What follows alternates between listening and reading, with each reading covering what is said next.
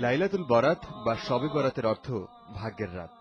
পবিত্র রমজান শুরুর মাত্র কয়েকদিন আগের এ রাতে পরবর্তী বছরের জন্য মানুষের ভাগ্যকে ঠিক করে থাকেন মহান আল্লাহ তাআলা। এমনই বিশ্বাস মুসলমানদের।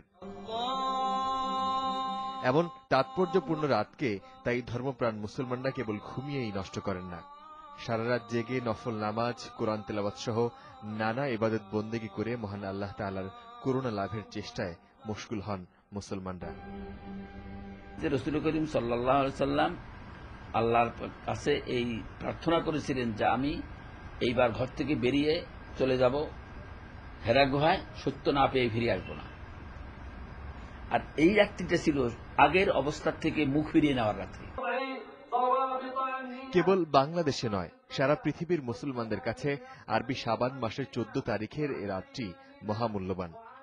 এই রাত্রিতে মুসলমানদেরকে আল্লাহর বিধানের কাছে ফিরে যাওয়ার সিদ্ধান্ত নিতে হবে।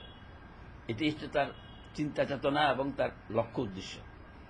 সেই বিধানের চাল কোরআন, সেখানে ফিরে গেলেই তার ভাগ্যের পরিবর্তন হয় দুনিয়ার এবং পরকালে। বরকতময় এ রাতকে তাই অন্য সাধারণ রাতের মতো ঘুমিয়ে শেষ না করে আল্লাহর ইবাদত করে কাটানোর পরামর্শ দিলেন ইসলামী চিন্তাবিদরা।